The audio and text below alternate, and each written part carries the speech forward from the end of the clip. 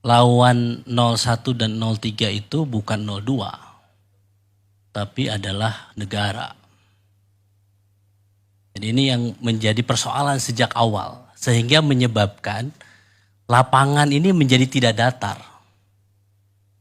Sejak awal, kalau tadi kita melihat ya, terakhir misalnya tiba-tiba kabinet membahas tentang bagaimana program makan siang gratis untuk 2025 nanti. Ini seakan-akan Pilpres ini sudah selesai, bahwa negara sudah tahu siapa pemenangnya, padahal KPU belum mengumumkan itu. Dan kalau kita ambil ke belakang, ya, apa yang dilakukan, ya kita melihat ya, saya selalu mengatakan kenapa sih isu hak angket ini muncul sebelum KPU memutuskan. Maka ada 3 hal, saya kira saya ingin mempertajam tadi yang disampaikan dan kemudian memberikan beberapa klarifikasi terhadap Bang Maman. Yang pertama adalah sejak awal, kenapa saya katakan bahwa lapangan menjadi tidak datar sehingga ada miring, sehingga kalau lapangan itu miring, kami ini yang di 01 untuk bisa menggolkan itu lebih berat. Untuk bisa menggolkan 1-0 itu lebih berat dibandingkan, mohon maaf, misalnya 02 karena lapangannya lebih menguntungkan yang bersangkutan, karena di situ ada upaya negara untuk mengintervensi, untuk memberikan dukungan, maka mudah bola itu menggelinding dan bisa masuk ke 01 dan 03. Apa contohnya? Menurut saya intervensi negara di situ yang selalu Mas Ep katakan bahwa ini harus lawan Pak Jokowi. Tolong yang Anda maksud negara itu apa? Ya, saya akan jelaskan. Supaya konkret aja. Gitu. Baik. Coba kalau negara termasuk Anda juga, Anda kan DPR. Oke. Baik. Jadi saya harus katakan bahwa ini ada intervensi dari kepala negara, kepala pemerintahan kita. Ya, sejak awal misalnya saya katakan bagaimana MK bisa memutuskan satu keputusan yang kemudian menggolkan seorang anak presiden dan diberikan privilege secara khusus dengan merubah undang-undang. Dan kemudian MK-nya, kepala MK-nya diberhentikan oleh keputusan MK. Dan setelah itu diperkuat oleh DKPP.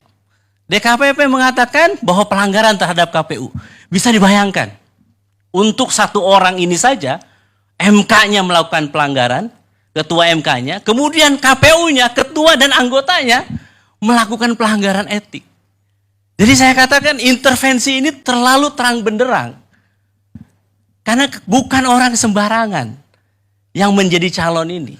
Maka saya katakan sejak awal, pertama adalah bagaimana politisasi hukum ketika kita melawan kepala negara, kepala pemerintahan, maka tidak hanya itu saja. Maka saya katakan, coba kita lihat bagaimana suara itu didapatkan, kita entah siapa yang menang, tetapi kita melihat bansos yang sangat luar biasa menjelang pemilu. Saya akan jawab. Ada yang mengatakan bahwa ini adalah El Nino. Saya pelajari ini El Nino.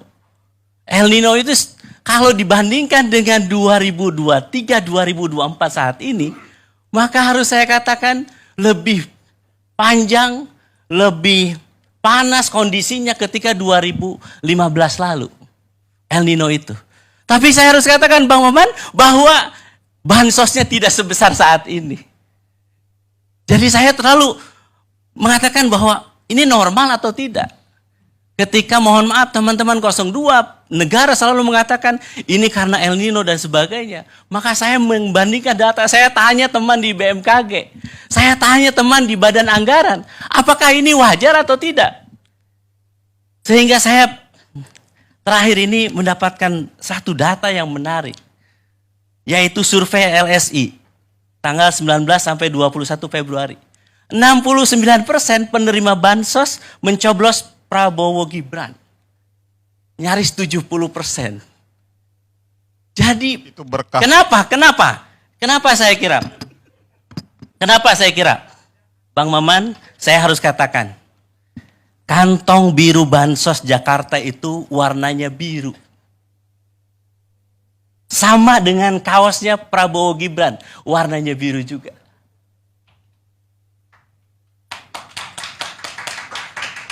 Dan saya menemukan data dan fakta, dan ini sudah ada di Timnas 01, bahwa pembagian bansos juga ada kaosnya juga, ada stikernya juga.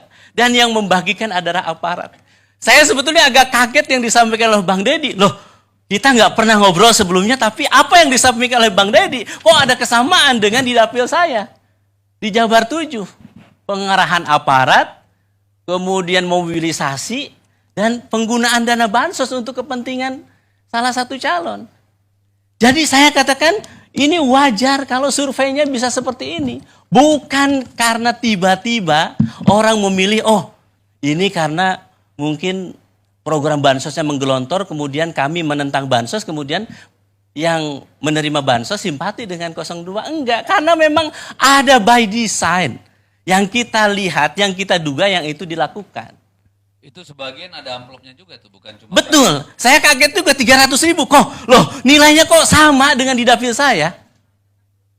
Terus cara-caranya memanggil aparat juga kenapa sama? Inilah yang kita saat ini bangun komunikasi.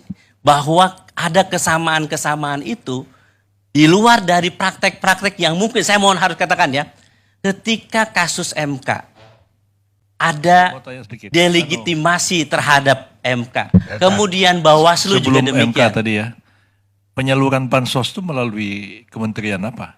Nah ini yang jadi persoalan. Saya harus katakan, Mensos Risma tak dilibatkan dalam pembahasan bansos. Itu Prof. Yusril, saya sudah menyiapkan jawaban-jawaban dari 02. Karena saya diskusi tentang ini tuh sudah panjang. Di berbagai TV. Jadi El Nino saya tahu jawabannya, terus kemudian COVID, termasuk juga semua penyelenggaranya itu saya sudah tahu jawabannya. Saya tambahin sedikit, itu juga kita harus pertanyakan, karena menurut data yang ada di Kemensos, itu kalau saya tidak salah 18 sampai 20 juta penerima. Tapi yang sekarang itu penerima hampir 50 juta orang. Nah persoalannya, ketika tadi persoalannya tidak melibatkan Kementerian Sosial, datanya tidak digunakan, lalu datanya siapa? Ini juga yang terjadi apa? Orang yang kaya raya, barusan saya sebelum datang ke sini, saya telepon kawan saya. Benar nggak yang menerima orang kaya raya juga? Banyak juga orang yang mampu menerima bansos ini. Pertanyaannya, bansos ini apakah memang untuk menyelesaikan persoalan El Nino atau ini menjadi bagian APK atau bagian dari stiker atau alat kampanye ditambah dengan bansos negara ini. Ini saya ingin katakan, apa yang saya sampaikan di berbagai forum tentu tidak punya makna apa-apa. Kecuali apa? Rakyat menghendaki ada forum terbuka yang lebih transparan untuk membuka ini. Dengan cara apa? Memang salah satunya hak angket. Karena dengan hak itu maka rakyat bisa tahu jawaban-jawaban, kekhawatiran itu. Benar nggak bansos ini dipolitisasi? Benar nggak aparat ini dimobilisasi untuk memilih 02? Benar tidak? Saat ini ketika KPU membiarkan cawapresnya menjadi Gibran tanpa ada PKPU, bisa dibenarkan atau tidak? Jadi sebetulnya banyak pertanyaan-pertanyaan publik yang saat ini ditanyakan dan seharusnya memang ini bisa dijawab.